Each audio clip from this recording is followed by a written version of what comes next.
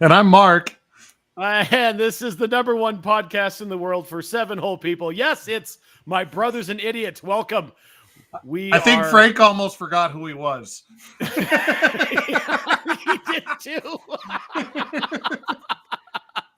I saw that. I'm Locutus. First, before we get into any of this nonsense, I am just thrilled that Dipshit is with us. It's so good to see you. How are you? I'm fantastic. I had a very long day today, but we're rocking and rolling. We're here.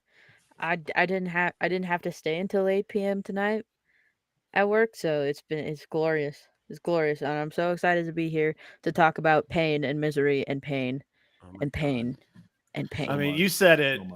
It guys, I was doing some thinking about this, and this last weekend may have been the worst weekend in Denver sports history.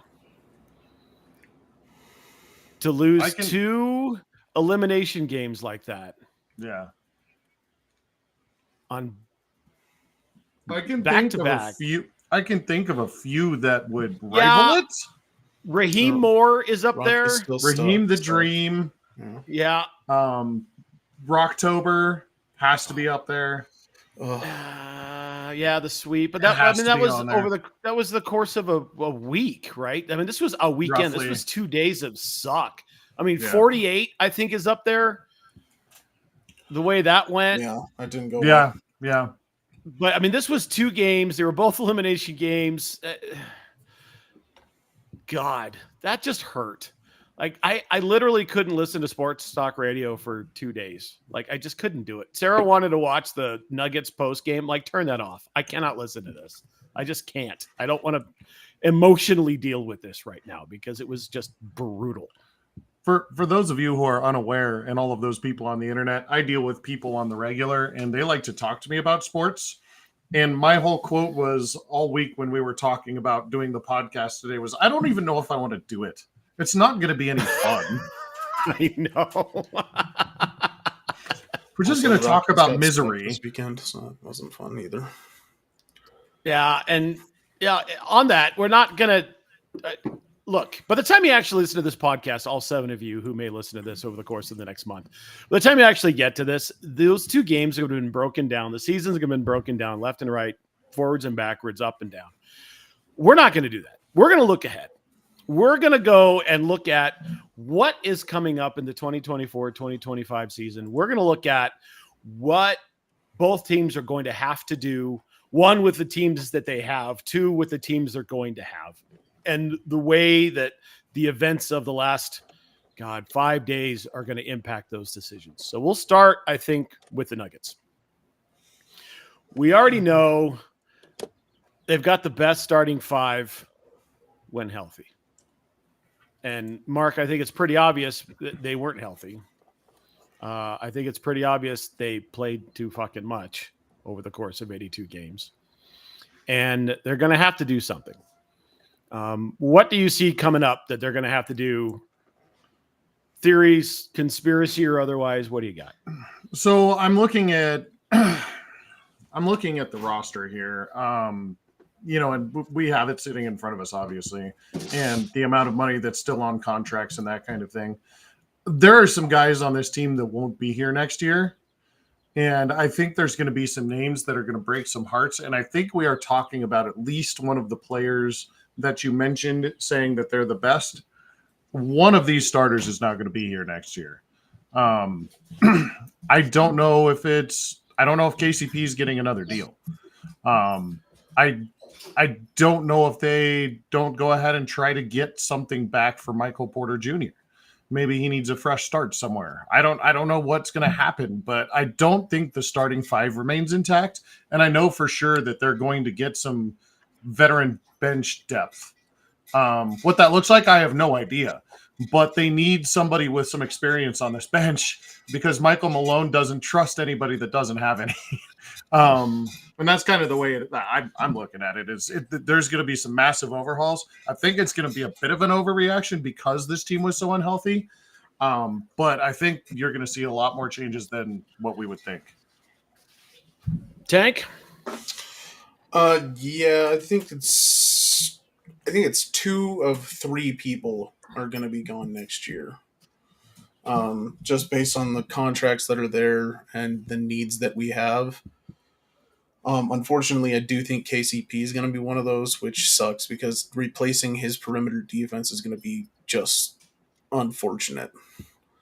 And then I think either MPJ gets traded or Gordon actually gets traded to free up space. Unfortunately, those are the 2 biggest cap hits that aren't Joker or Murray, and they're not going anywhere. So, MJ? Yeah, I'm looking at this list of guys, and I'm seeing that they make a lot of money. yeah, And I recognize some of the names. No, I'm joking. It's a little bit Monopoly. that's the money-ish. NBA. Yeah. I watched 3 whole Nuggets playoff games, mostly to distract myself from hockey playoff games. But I liked Aaron Gordon. I liked Christian Braun or Brown, however you say his name. And Joker was cool. I understand that Jamal Murray is good.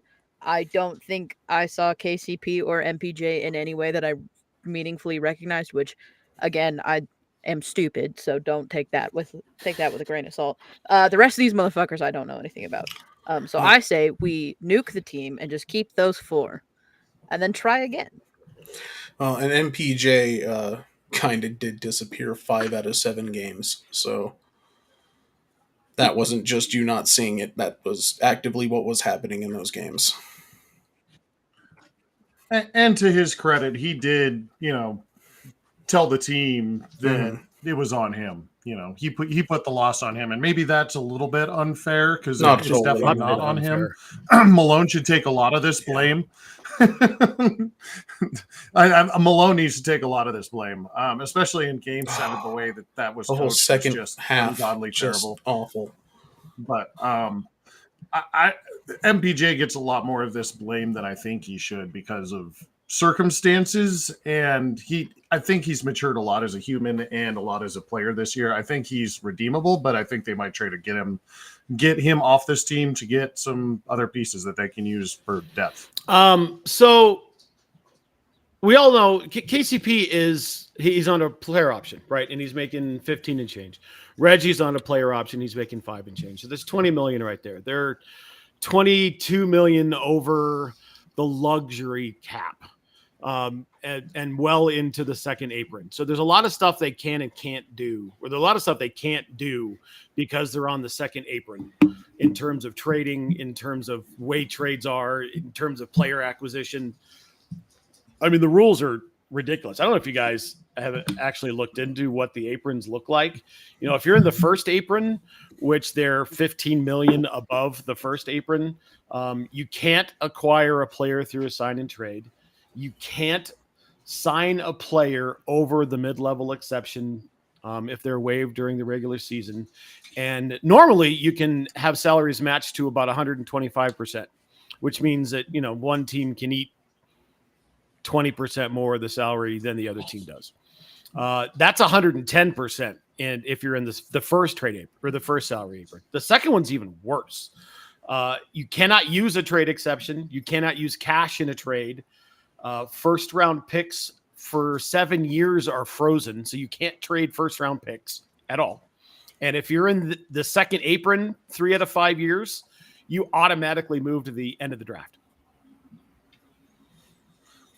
So I'm a little confused about what you're talking about with aprons, because when I think about aprons, shout out Graham's, I've got this one that she made for me out of a t-shirt. That's what I think about aprons. What are you talking about aprons? Can you tell me a little bit about this? So there are basically 3 tiers of the salary cap in the NBA. They have a hard cap. You go above the hard cap, it's a luxury tax. Okay. Above that, there's what's called the first apron. And so the tax threshold this year was $171 million. First apron is $178 million. The second apron's 189. Okay. Nuggets this year were at 193. Holy shit. Yeah. I mean, a credit, right? I mean, they're spending money. They paying the people they needed to pay. I get a lot of what people have been talking about has been centered around the lack of production from one Michael Porter Jr. And my hypothesis is this: Mike played 81 games this year. He was the only one to play that many. I mean, Joker even missed 2, right? I think Mike wore out. And I think Mike is and always has been and always will be damaged goods. He is damaged goods coming out of college. He's had the back issue forever. That's why he doesn't bang as much as a 6'10" guy you think would. I went looking for a precedent for this. There aren't any match players coming off the bench. I wonder if they wouldn't consider moving Mike to the bench and giving you some scoring threat in that second unit. Bring Vlatko in to play that 3, which he can do. He gives you a little bit more size, a little bit more beef in that position. Or Zeke. And they're paying Zeke more, right? Zeke's in the $8 million, right? What if they bring Mike off of the bench and limit his minutes a little bit so that down the stretch, because when he gets rest, he's fantastic. Look what happened after the All-Star break. He was lights out. I mean, that was 5 games, the likes of which we haven't seen around here from a small forward in decades. And when he got that rest between the end of the season in the first round, he was lights out. I mean, Mike, his talent is through the roof. I don't think he can hold up to a starting role in an 82-game season. So if you don't trade Mike, and if you listen to what they said today at the press conference, I don't think they're interested in trading Mike. I think they'll take calls. Everyone's going to take a call, but I don't necessarily think that's something they want to pursue. What if they move him to the bench? Yeah, it's a lot of money to put on the bench. He's making 35 next year. But that's some serious scoring potential off of the bench, some rebounding. I don't know. I might be off my rocker. No, I think you're onto something, and it kind of goes to what I was saying. You and I were having a conversation as Game 7 was unfolding or unraveling, where I was saying that they were all standing around watching Joker and Jamal do the 2-man game. And part of that is, one, Michael Porter's worn out. 2, he's not going to get in the low block and try to set screens and stuff like that to open up offense. So I actually like your idea not to take minutes away from him necessarily, but to mix up the front court and give some scoring on the back end, which they so badly need, because every time Joker's not on the floor, the roof caves in. Or Joker or Jamal, really. But especially when Joker is not on the floor, it's a completely different team.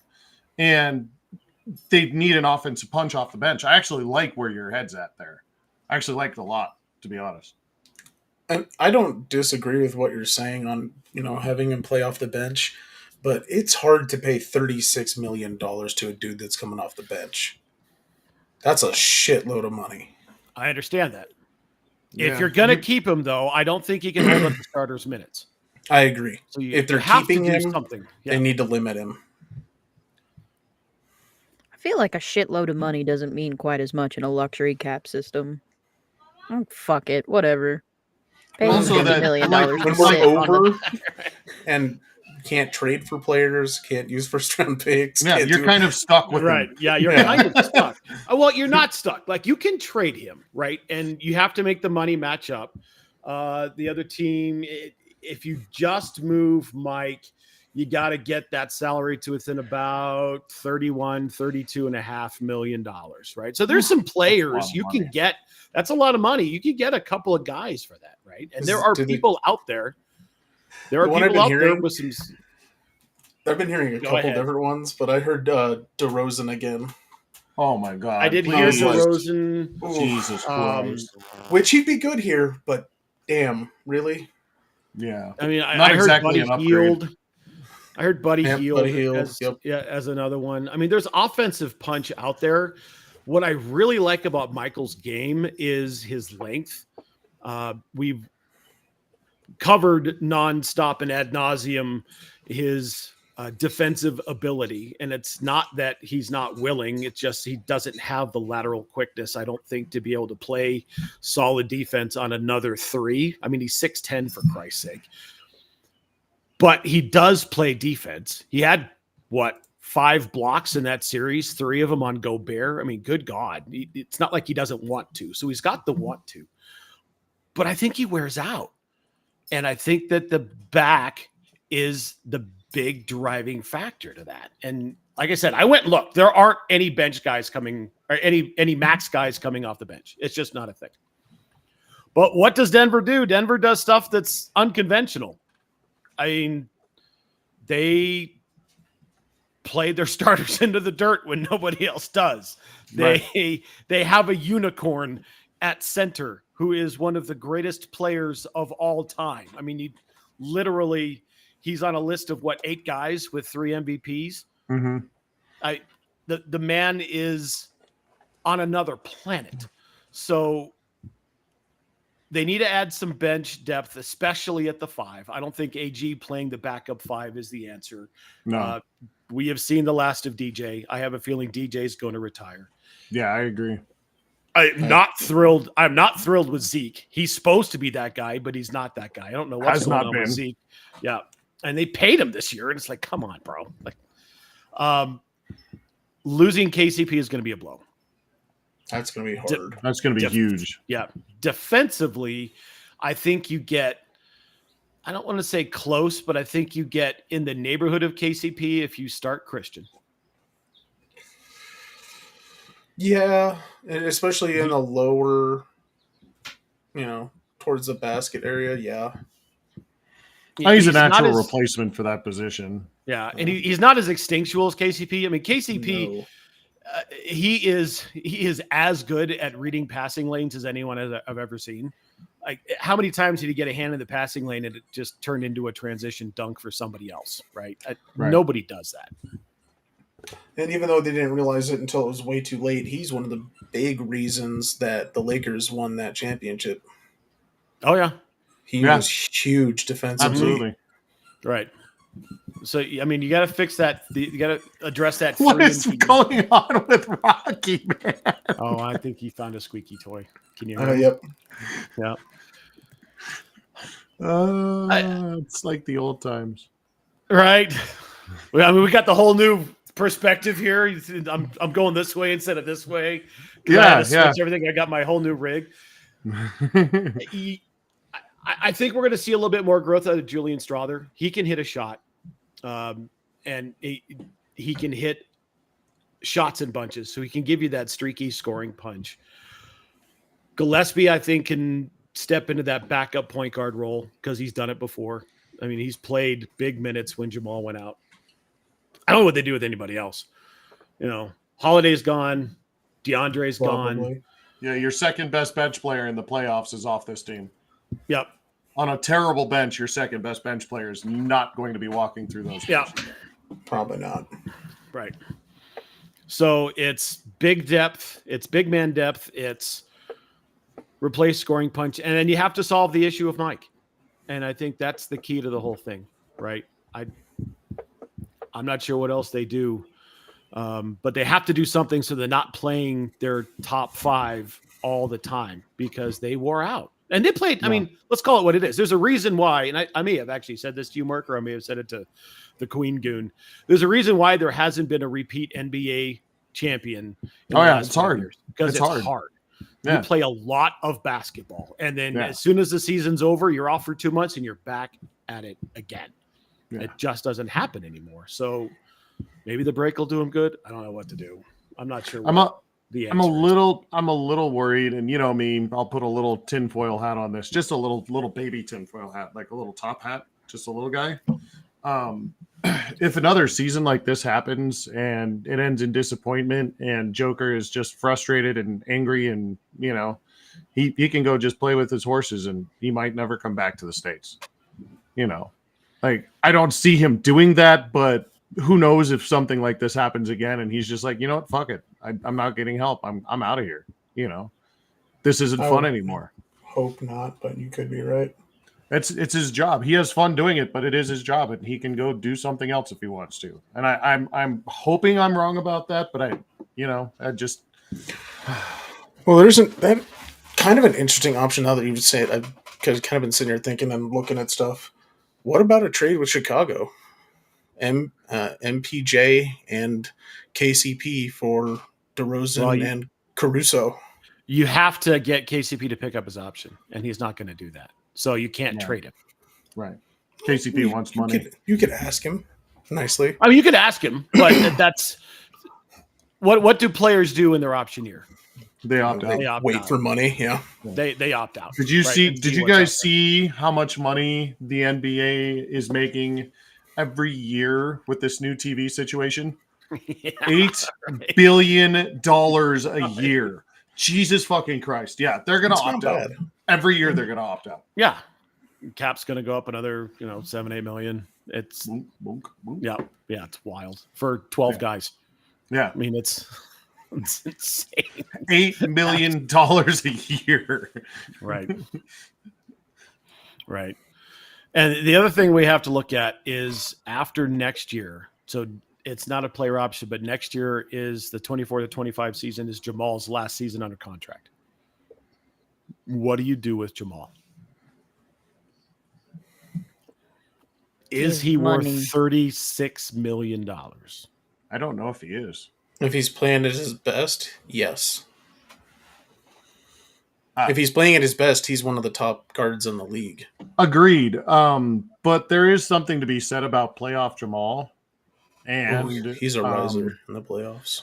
He 100%. And it's actually factually accurate. I think he averages something like 5 to 10 more points per game in the playoffs over his career. 6.7, I think, something like that. So, I saw it the other day. It's like 6.5 points more per game.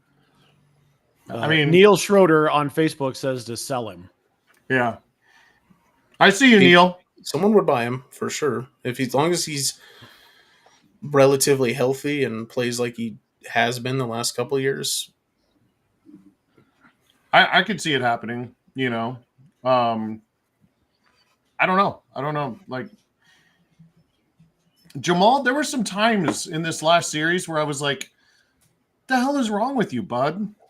Game 2 where he's throwing shit. It's like that. Is this the thing that we're going to run into as Jamal gets older and more comfortable being a star? Was he's throwing temper tantrums? He's never done it before, but it was just wild, Like, I think that was a function of the entire team was pissed off. And Scott Hastings said it. It was bad, right? And I'm not defending it. There's terrible look. There's no defending the act. But the entire team was completely and totally frustrated with the whistle in games 1 and game 2. And that reaction was unacceptable. He paid for it.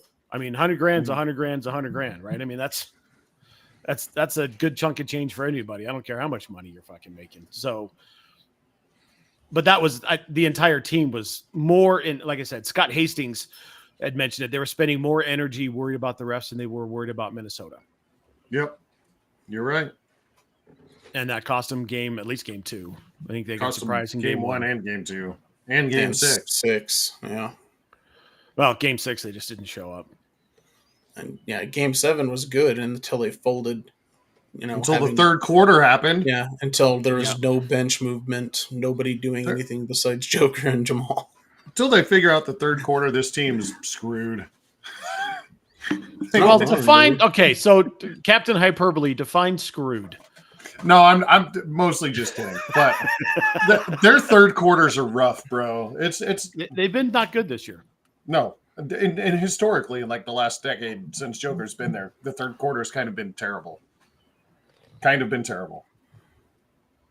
Well, I mean, they did win a championship, so that's It was one. Yeah, It should be one two. more than anybody else. Right? That's hard, right? We said it. It's hard to do it. Yeah. It's hard to repeat. It's hard to win the damn thing to begin with. And you got to win 16 grueling games with a different whistle. It's just it's a different game. Playoff basketball is a totally different creature. And this team is set up to play playoff basketball. Definitely. They just need something extra coming off the bench, and they need more defensive help in the second half of games. Mm-hmm. Mm-hmm.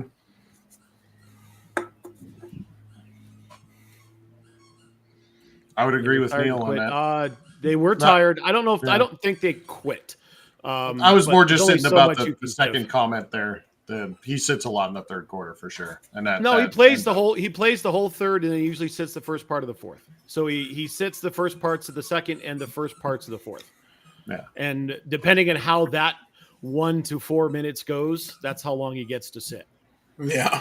Which is not a good way to run a basketball team. Yeah, right. Well, I mean, we're being honest. you got a fucking unicorn, right? I mean, all right, Joker, they're fucking it up. You better go get in there. Get back in there. Because, hey, Godzilla, there's something funny going on. You better get down there. He does the Joker sticky dance. Yeah. Joker, you better get in there. Oh man. Joker is now a Gira. Something funny going on. Something funny going on. Rah, rah, rah. And then he does a flying drop kick and a Rudy Gobert's head. Hey, we lasted about 26 and a half minutes before we had our first sidebar. Right? That was pretty good. That was focused conversation for a while there. Yeah. So let's look at the young kids on this team. And kids are going to have to step up that are under contract, going forward. We already talked about Christian Brown. I think he's going to be key to the success going forward. He's going to have to be. Peyton Watson has to figure out how to be a pro. He has to. I think a lot of that is he needs more time on the court, like being with the team. And you might see that next year if we end up losing either MPJ or Gordon, that might be Watson that gets pushed up. It's a very coincidental word you tripped over there. More time to take a pause there. Yeah. Well, I'm trying to find a way to phrase it that. Yeah, no, I know. It's just but it doesn't sound like I'm a simpleton, But it's literally he needs more time. Well, with you the are. Team. Yeah. The shoe fits. We all are. But yeah, he needs more time with the starting team. I think that's a big chunk of it. He needs to get more time with the rest of the starters. Yeah, and a lot of that was on Michael Malone for not getting the bench ready, which we called for all year. Right, and Michael Malone's an old school guy, and he's not alone in NBA circles that don't trust young players. And Michael's never done that. Like, never trusts young players. And there's a ton of coaches who don't, right? Right. But that's not what Calvin Booth had in mind for this team. No, and the GM and the head coach seem to have a little disconnect here. No, because they have two different focuses. Calvin Booth came out and said he doesn't care if they lose a championship because of this. They're worried about the long term. So correct. Yes, you're absolutely right. They right. need to develop the bench. Somebody has to play young players if they're going to continue to get young players in.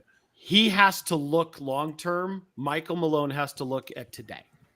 Their areas of focus are totally, completely different. Michael's job is to win basketball games today and has to do it the best way that he knows how with what he's got.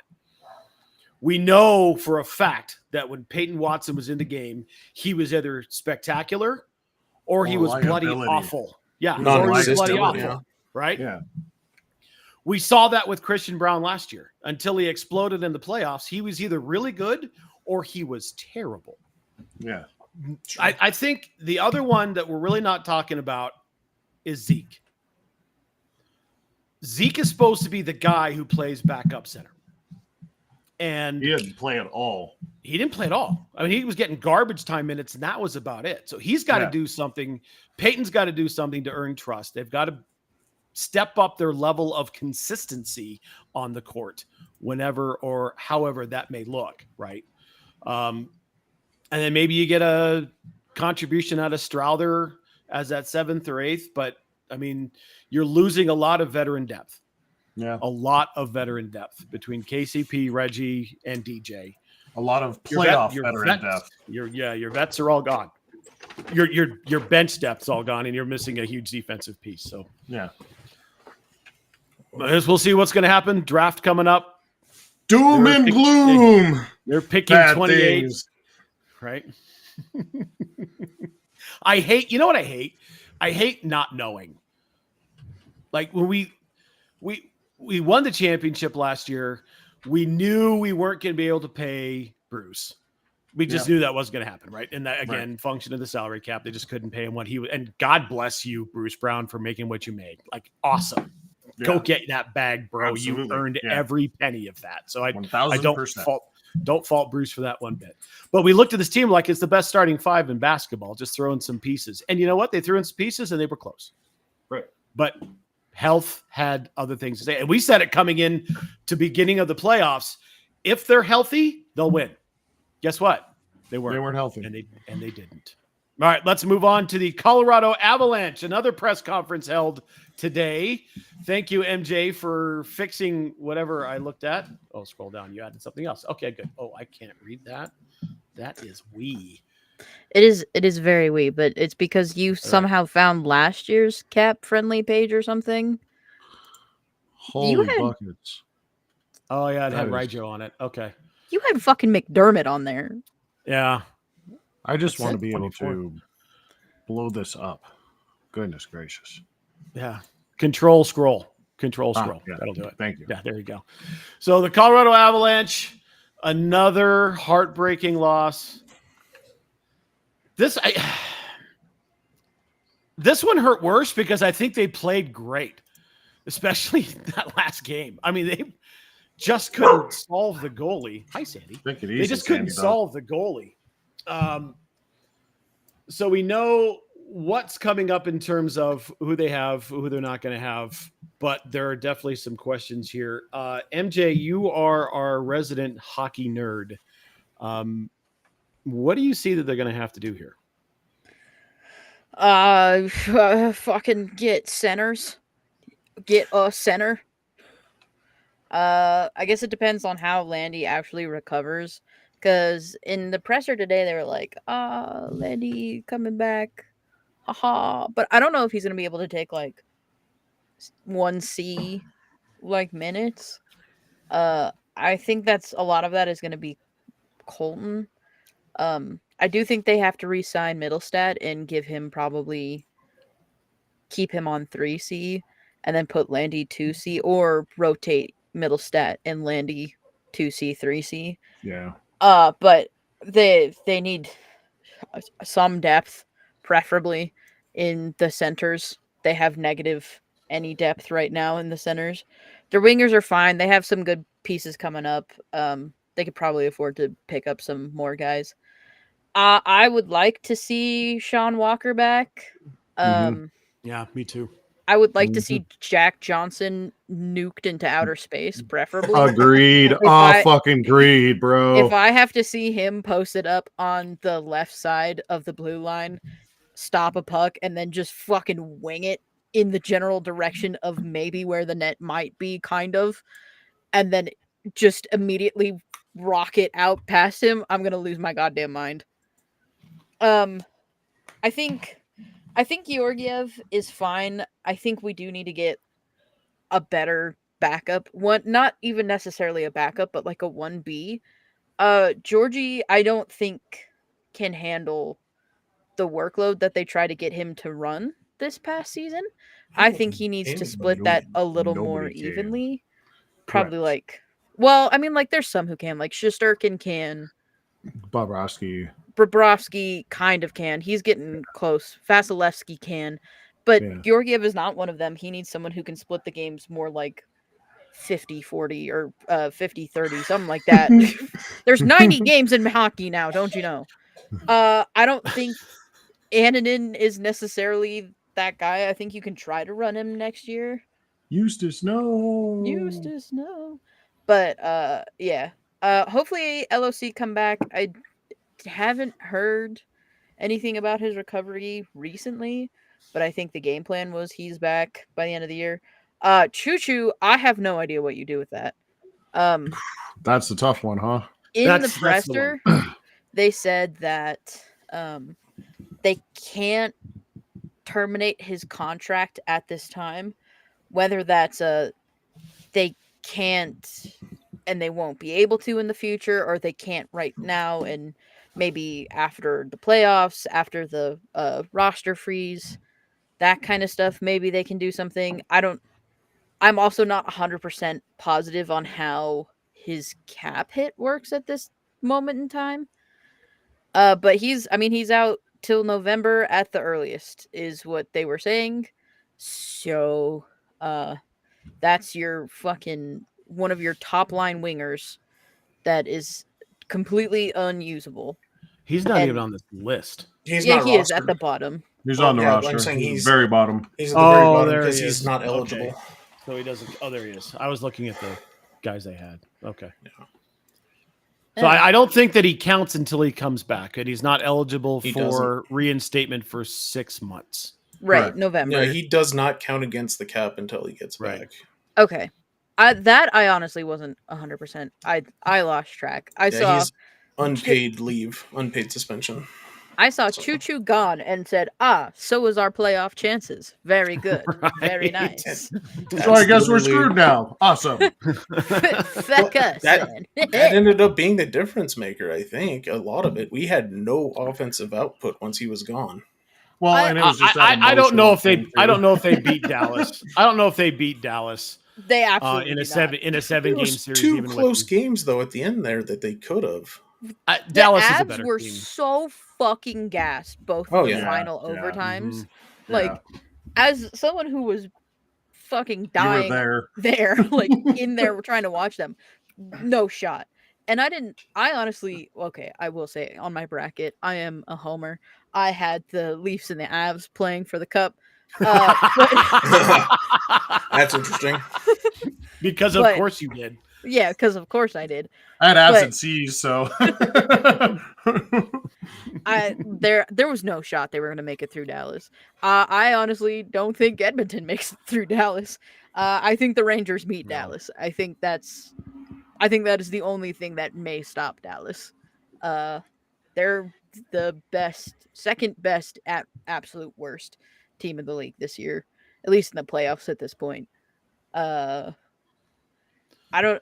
think when it comes to like dudes that need to get signed, I think Cogs is retiring. I think that's like unofficially official. This list doesn't even have Parise, who did announce that he is was retiring. retiring. He is Yeah, done. he's gone. yeah. Drouin, I think they probably try to re-sign. I think they need Drouin. Duhaime, I'm totally fine letting him walk. Kiviranta, I'd like to re-sign, but only if he's cheap as shit. Trennan, I bet they walk. Who else do they have? Caleb Jones, I would let him walk. Yeah, he's not good. He's not good, and neither is his fucking brother. His As brother. it turns out.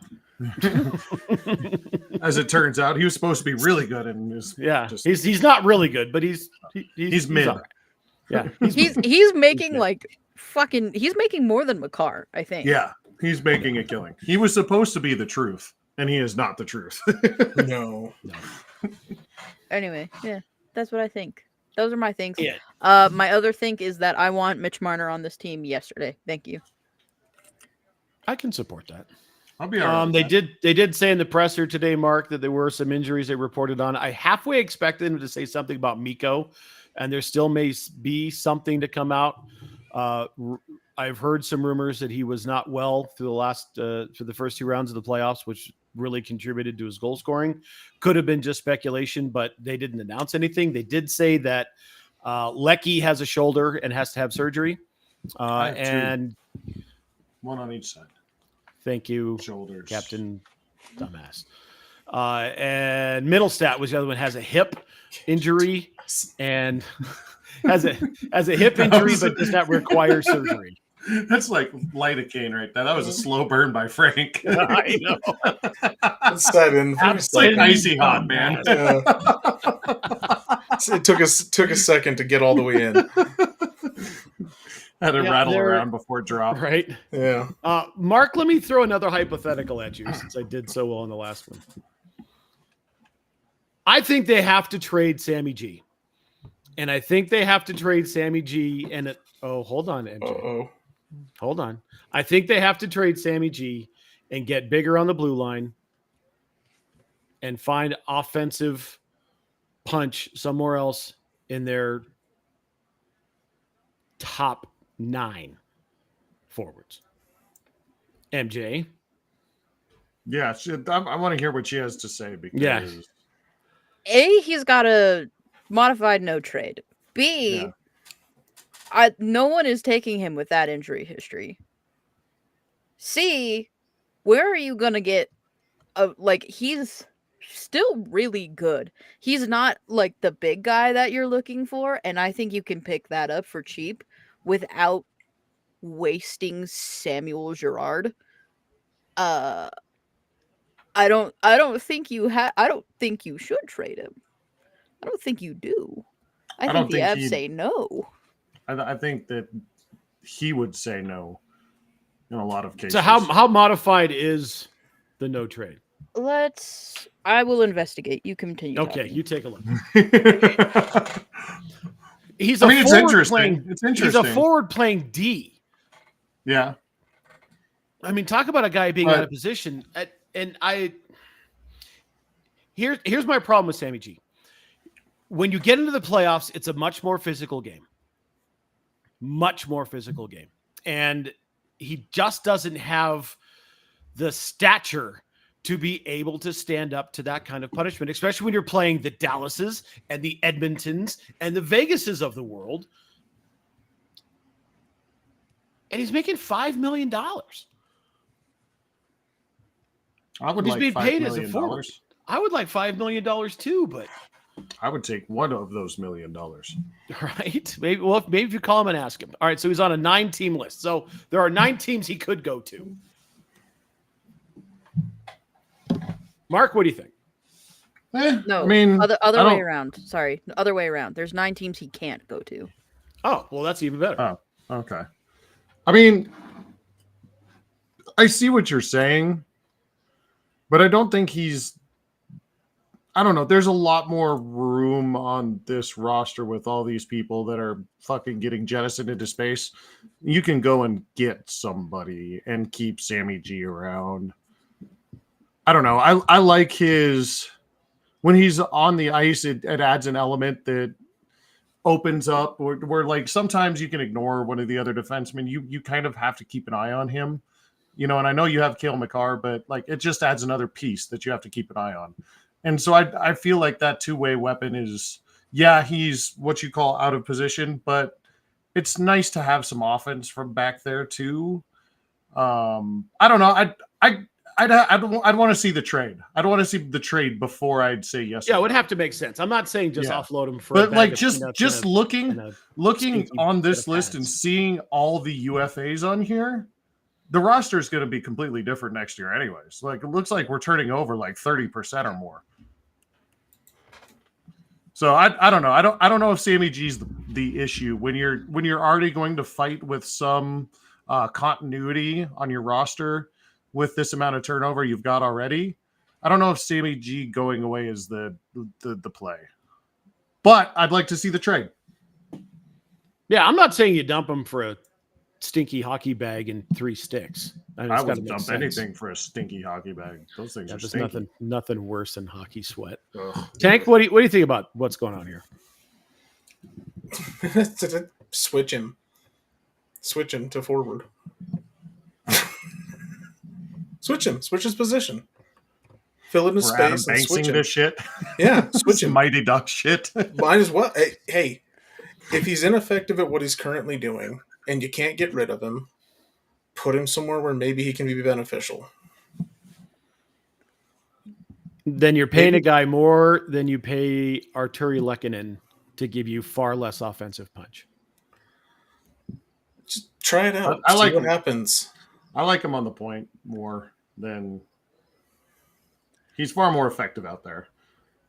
I don't mind the idea of switching him if you did like a like a 13 forward 7D situation in which he could play a float like McDermott did a couple years ago. Yeah. Whereas McDermott was wholly ineffective in that position, I think Gerard would be very effective in that position. Well, it helps And that I Sammy P wouldn't can mind skate. him. I would not mind him on the wing of like I still like doing the power play quarterbacking, but like having him on the wing of like Wood and Ross Colton, I think that would be fun. That would I be think fun. that could be a fun I'd be all time. right with that. That could be fun. That'd Well, be entertaining to watch. And that's kind of my perspective. At least it might be entertaining to see what happens. If you can't get rid of the guy and he's ineffective in what he's doing, find something to make him good.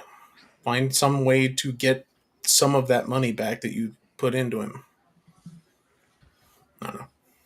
Yeah, and then they're I stuck agree him with for what Mark 3 said. more I think years. we're looking at like 30% turnover on the season. So I mean, this is gonna MJ, be don't a they turn big over the change. bottom 30% pretty much every year? It seems You're like thinking of the you're thinking of the NFL that's like 30+%. Well, no, I'm just talking anecdotally. It's like every time I turn around at the beginning of the season, if I don't spend a whole lot of time watching preseason hockey, I'm like, who the fuck is that guy? Who the fuck is that True. guy? Who the fuck is that guy? The Avs are pretty aggressive at trading for rentals. So like dudes who are going up that year. I wouldn't mind if we like a lot of these rentals are just gonna walk. And like I said, I could have sworn I heard that Cogs was retiring. Maybe that was wrong. Maybe it was just he's thinking about retiring. But I wouldn't mind like picking up some dudes. Not necessarily with a ton of term, but with like some staying ability outside of like the top 10. Yeah. Would be nice. All right, let's look at NHL free agents coming up. We're this doing year. this. Give me doing this. Steven Stamkos.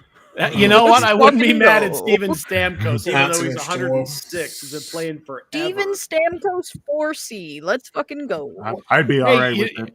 Oh no! Oh no! Oh no! Oh no! Oh no! Oh no! What have you done, sir? Oh, I have done nothing. What did you see? Capfriendly.com.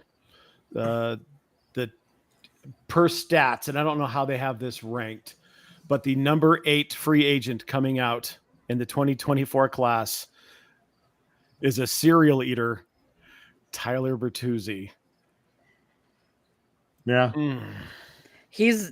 They won't. Bertuzzi, I can almost guarantee is getting re-signed by the Leafs. Yeah. Who else is out there? Marchessault's out there. Tarasenko's out there. I don't mind Tarasenko. He's younger. Tarasenko's all right. Tarasenko's he's 32. Lindholm. Elias Lindholm. I'd be all right with that. He's 29. Yeah.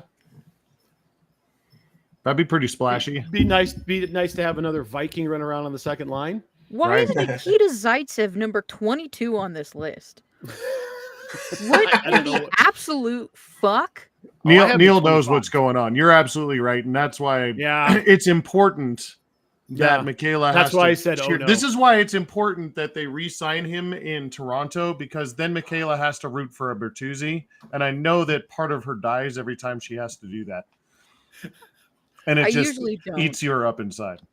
It's sorted by cap hit, Matt. Oh, that's why Nikita Zaitsev is number 22 on this list. All right. I was like, let's sort this by points per game. There we go. Oh, there we go. Points per game. There's a real list. Lucas Raymond. There's a piece. Can you imagine? Goodness. Talk about pipe dreams. The rivalry with Detroit would restart just based on Detroit fans like attacking fucking Avs. They didn't extend him. It's Detroit's fault, right? I think Gensel's out there. Oof. Fucking Kaner's on this list. What the hell? Yeah. Jesus. Oh my God, Matt Duchene's on this list. Yeah, I knew he was on the list. Yeah. You know, You know how much we booed him for him to just like score on us and set Again? 2 OT? And I was Right? like, I was sitting there and I was like, and Mom was like, he doesn't even deserve for us to boo at him. And I'm like, no, but it's funny, but we deserve it. He absolutely deserved to boo that man because he ripped this team apart. He stuck his skate in the ice and ripped the team apart. So fuck him. That's what I say. Fucking Milan Lucic is on this list. This Mhm. list I is forgot hysterical. he's still there. I forgot he's still playing. Well, not technically. Right. I'm pretty sure, isn't he technically still on like, do you Yeah. beat a woman leave? Uh-huh. That's why I was like, I can't believe Mhm. he's even on the list. Right. What if you go the 2-for-1 out of Vancouver and get Lindholm and Zadorov? Let's bring Big Z back. I want Zaddy Daddy. I want Zaddy Daddy back. Zaddy would be so great. bad. Unironically, he did fucking amazing. Did you see him like chipping at Evander Kane? He was all like, Yeah. me. I was like, what a fucking hero. Couldn't happen to a nicer jabroni either. Right? He doesn't even deserve the jabroni title. No, it's He's just a douchebag. Evander Kane. Yeah, Evander Kane, world class douche. Douchebag. Douchebag. Oof, Tyson Berry. Come on. Are we still staring at lists? Yeah, Can we I'm get- gonna stop staring at this. No, it's fine. We'll get Matt Duchesne and T-Bear and just have like the fucking reunion. Just run of it the back. 2017 Run it back. Avalanche. Just run it back. run it back Hope 5 they years hit- later. Yeah, hope they have more than 42 points in a season. Yeah, that'd be great. Thanks. Dig up Craig Anderson's skeleton as your 1C goalie. No, fucking call Patty and be like, give me Varlamov. Oh, please. yeah, Thank you." Varlamov. Yeah, would be Varley. cool. Yeah, get Varley Bring- back. There you go. Bring Varley back as your freaking backup. Yeah.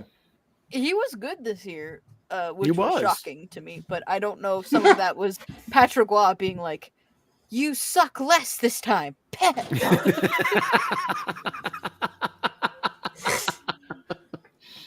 Hey, I don't think you need to do that. I don't think you do. What? What is Sandog doing? She's just yelling at people outside. Oh, okay. They can live here Fair too. Fair enough. Yeah. All right. I think we've gone into the pit of despair more than We enough have. here today. We have. This is awful. Let's just do dipshit of the week. Let's and get the have fuck out of fun. here. Let's do dipshits. Go ahead, Mark. All right. I have to send it to you. Let me get the thing with the stuff off of the thing. And I am sending you a video clip on the chat here in just a second. And then I will play it on air while you guys are reading it because it's from Wheel of Fortune and it's a clue. And the guy gets it wrong horribly. He doesn't even get the number of letters right. And he misses a T. So this was his guess on Wheel of Fortune. I believe it aired this evening. Tavares, right in the butt.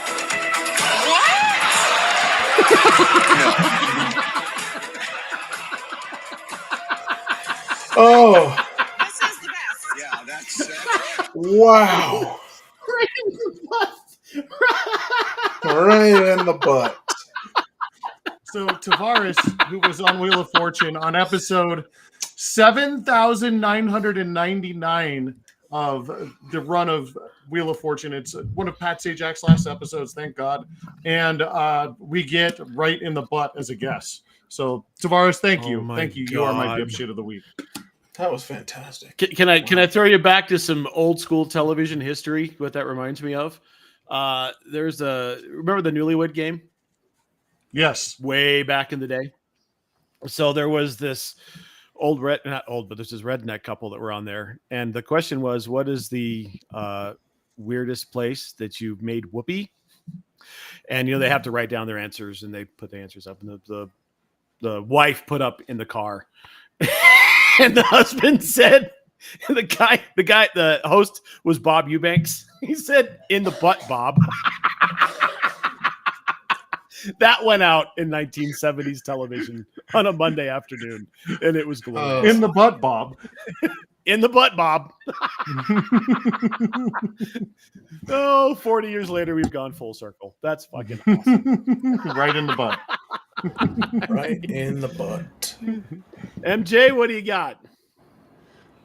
This is gonna be niche for us, but not niche in general. The dipshit of the week is the English Premier League, who just presented a trophy for the biggest, most winnest team in the world that is also currently charged with 115 charges of breaking the rules. And that's the Manchester City team. Manchester City. So another team called Everton got charged with 40 accounts of breaking the rules, and they got 12 points stripped away, which essentially took them from like 4th or 5th and put them at like 12th. And Manchester City is currently charged with 115 of those.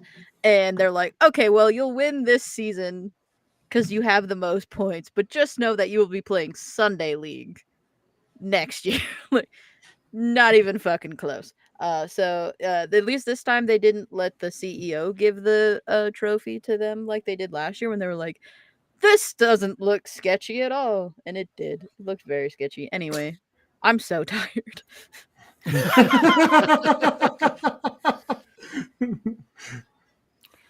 All right. Tank? Yeah, I'm going to go with the Broncos, who through their OTAs have decided that it's going to be a 3-man race for quarterback. And if you got 3 starting quarterbacks, you have 0 starting quarterbacks. So, see how stupid this ends up being. Yeah, let's be honest. We all know that they're calling it. Yeah, Bo. they'll call it a 3-man race, but that's just for. Yeah, but you're not. That's just Sean Payton being an ass to the media. Is all that is.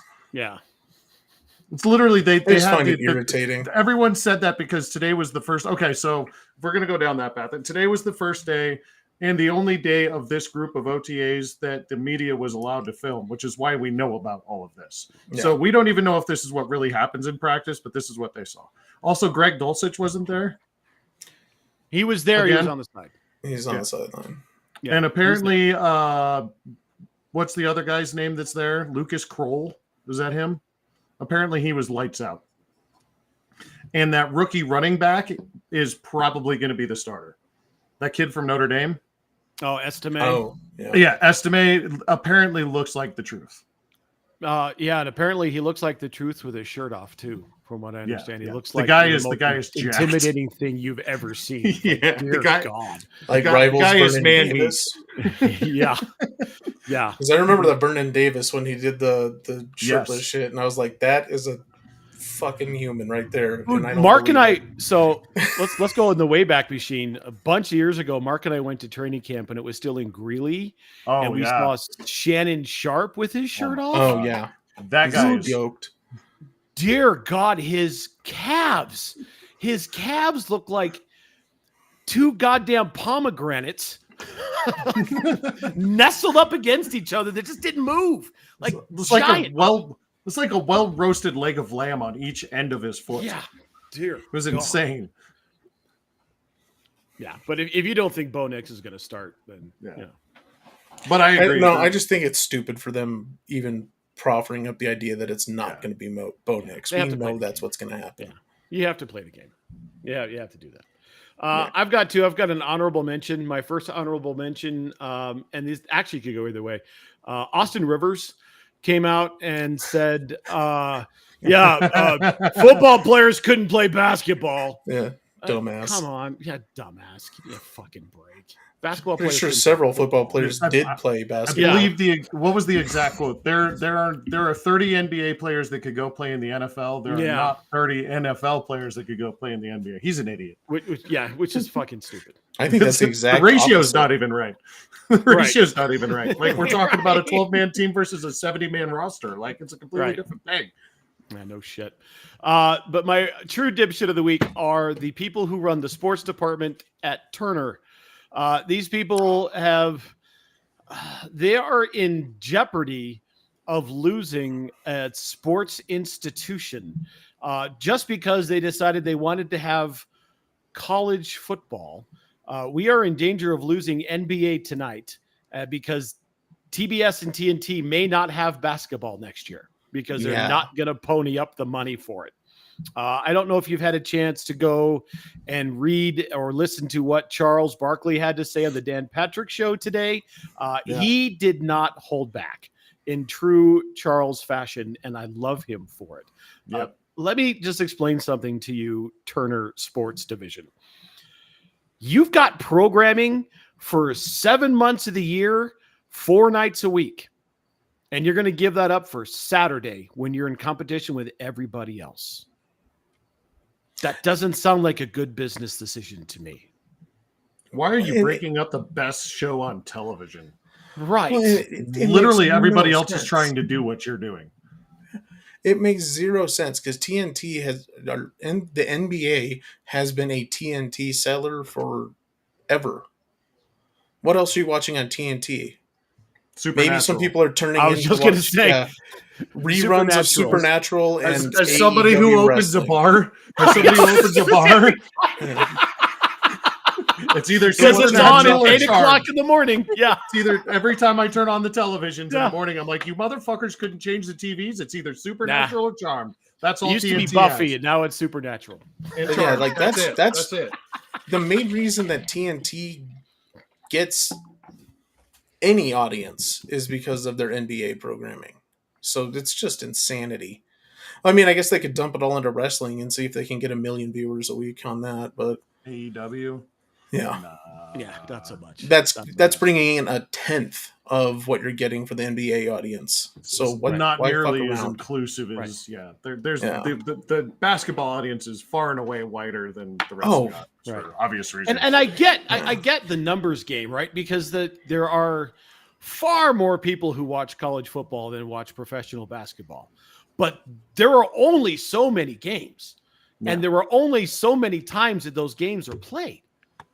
I mean, look at the conference finals. They've got a game every single night. You've got 8 guaranteed nights of programming where people are glued to your screen for 4.5 to 5 hours a night watching Luka. Let me back up. Watching Charles and Shaq, then Luka, then Charles and Shaq. And then the next night they're watching Jason Tatum and Charles No and one's Shaq. watching for Jason Tatum right now. I will fight you on that. They're not watching for Jason Tatum right now. Jalen, yeah, you're right. They're not. There's a few other guys on that team. Jalen Brown, maybe, that they're watching. Yeah, for. Jalen, I will agree. Kristaps Porzingis when he's not tingising his pingus. Oh, fuck Tingus Pingus. Fuck Tingus Pingus right now. I mean, Watching him to I just like how bad you get when I say Tingus is pingus. Tingus Pingus. Fuck him. No, he is fun to watch though because it reminds me of remember the big dumb guy in Space Jam, the super tall one that fell over himself repeatedly. Oh yeah. Yeah, that's kind of what Porzingis looks like some nights, and I'm just like, this is fun. And I mean, we have full to shout out disclosure- Derek White again. I was just going to say, full disclosure, we're rooting in this house for the Boston Celtics in the Eastern Finals because Parker's own Derek White, starter on that team, Legend High School. Hoorah. Yeah, I refuse to root for any Boston team ever. that's your own fault. Coward. No, not coward. Live with defeat. Live with your cheating titles, I guess. All right. Final words, pimp the things, go around the horn. Tank, take it away. Nothing to pimp this week. I'm sad at sports. So yeah, just catch us on all the socials. My Brother's an Idiot on Facebook and YouTube. The Idiot Goons on Twitter and Twitch, and newly minted Idiot Goons on TikTok. And you can catch me on all the socials at Tank Knox or Knox Nostalgia Collectibles. MJ? Late game Skinny Luka is the best NBA player that I can name on any of the teams that remain. And in that, I mean, am not sure I can name. Apparently I can name 3 because I know the Wolves are through. And you guys keep saying the Celtics, so obviously they're through. But late game skinny Luca best. I think Kendrick Lamar won the beef against Drake. Oh, yeah, Oh, that's not I Jesus. think there's gonna be a race at Monaco on Saturday, and yeah, that's me. That's what I got going on. All right, Mark.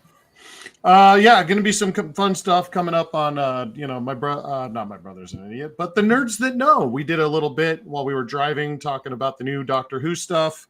So check that out. Always go check that out. I'm thinking we're looking at late game skinny Lucky Luca versus Derek White in the finals because Boston is up 2-0 at this point. So. And handily this time. Yeah, they blistered the Pacers tonight. Yeah. It wasn't a doubter like the other one where No. I mean, how do you go from up to beginning of the first quarter, end of the first quarter, to down 13 and not scoring a single point for 6.5 minutes? I mean, that was just brutal. We can ask Denver that same question. Mm-hmm. Well, yeah, that's a thing that has happened. The shitty thing about the Western Conference Finals is in no way, shape, or form can I root for anything that has anything to do with Minnesota because fuck those assholes. But now I have to root for the team that has Kyrie on it, and I can't, in good conscience, think anyone who believes in the flat Earth theory has any reason or anything to have anything to do with television. So fuck you, Kyrie. Well, Harry has a title, Mavs. so yeah, fuck. Go Mavs, I guess. Go ahead, MJ. go I Luka. thought go Luca. Correct. B, I thought Kyrie didn't play anymore. No, he's still. He's second fiddle. He's like the second best player. Yeah, he's Sometimes number 2, first just best like when he player. was with LeBron. Yeah. Yeah, he went nuts in game 1. Yeah, he had 36 points in game 1.